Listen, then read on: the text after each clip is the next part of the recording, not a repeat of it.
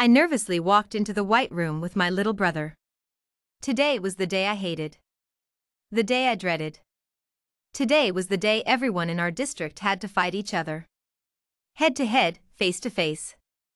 Cambria, my younger brother Ian said. Do we have to fight people? I breathed deeply and shook my head. No, Ian. We will never fight people. It's not who we are. No matter how much they might seem to deserve it, remember what God tells us. Love your enemies. That's right. We will always love people no matter what. So we're not fighting people today? No, I knew that wasn't the truth. Sometime today, Ian would have to see me fight someone. I didn't want to fight anyone, but I had to. If I didn't, I would be killed. Even worse, Ian would die too. He's only 10. But what if I found a way to shield him from that? I could hide him. I could hide him in the house and tell him that I'm going out to buy food. No. That wouldn't work for 2 reasons. 1, Ian is a small child. He would leave the house. 2, the guards would find him. They would find him and they would kill him. I'm running out of options. My thoughts were interrupted when an alarm sounded. Ian jumped. He grabbed a hold of my shirt. I smoothed his hair.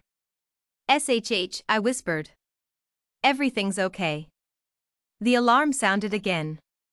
Ian whimpered and held on to me tightly. A booming voice came from the loudspeaker. Attention all district members, they said. Everyone has been ordered to receive a scanning immediately. Cambria, why do we have to get a scanning? Ian asked. The leaders want to have a better understanding of us. But they already know us. Isn't that enough? I didn't answer. I couldn't answer. I decided I needed to hide him. Ian, I whispered to him as the 2 of us were scanned. I need you to listen to me very carefully. I explained to him what I needed to do. He tilted his head in confusion. Ian was a smart child. I knew that. However, he was still young. I explained once again using words and phrases only his young mind would understand. I wish I could have told him the truth, though. Everything I told him was a sugar-coated. A cover story. I heard the voice from the loudspeaker again. Everyone is excused and is allowed to return home. Later today, we look forward to seeing you all at your designated time for. I cancelled them out. I had already knew what was happening later that day. Nevertheless, I didn't want Ian to know, so I covered his ears. After we left the white room, I quickly stuffed most of Ian's clothes and books in a loose, dusty bag. Cambria, what are you doing? Ian asked. Ian, I said. You have to go. Go where? He asked. You're finally going to see the outside world. Do you know about it? In school, there are brief explanations about it, but I've never seen it. Have you been there, Cambria? I sighed. No. I wish I could, but I can't. Why not? I'm not allowed to. Oh. I smiled a bit. Don't worry about me. You get to see the outside world now. What's out there that makes it so special? I gripped onto his shoulders. Ian. Don't you understand? The outside world is better than anything in the district. Anything. The outside world has everything you'll ever want. Will the outside world have you? I choked. I quickly ripped a sheet of paper from his tattered notebook and took a small writing tool from inside the bag. I wrote down multiple instructions. Instructions on what to do when he escapes. Ian, I need you to listen to me, I said. He nodded in response. Right now, you are going to leave. You're going to follow me and escape. Why? What's happening? The district is a closed city, shielding all of us from the outside world. Every year, the people in our district have to fight each other. I thought you to me that we're supposed to love our enemies. That's right.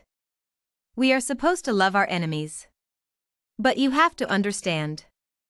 The people we're fighting aren't our enemies. They're our friends. Then why are we fighting these people if they don't deserve it? The leaders want to decrease our population. When we fight, we have to kill each other. I don't want to kill people.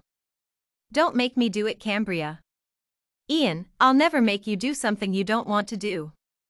Do you have to do it? Do you have to kill people? That's the reason I want you to escape. I don't want you to see me kill anyone. That's why you have to go. Cambria, you have to come with me. I can't live on my own. Ian, I love you. I love you too, Cambria. If you love me, you have to trust me. Trust that I'm making the right decision. Ian nodded in response. What do I have to do? I handed him the paper with the instructions written on it. As he read, his eyes widened. Cambria, he said. You have to come with me. I'm sorry. I can't. I have to stay here. He shoved his head in my chest, making my shirt damp with his tears. I love you, he said. I don't want to leave without you. You have to. It's the only way you'll live the life you were born to live. After a few minutes of crying, we left the house. We got to the opening gate, but getting out was the hard part. Blocking the entryway, there was a small army of 4 guards dressed in fluorescent green and black clothing. Ian, I need you to listen, I said. He nodded. I'm going to create a distraction. As soon as I give you the signal, you need to climb the gate as fast as you can and leave.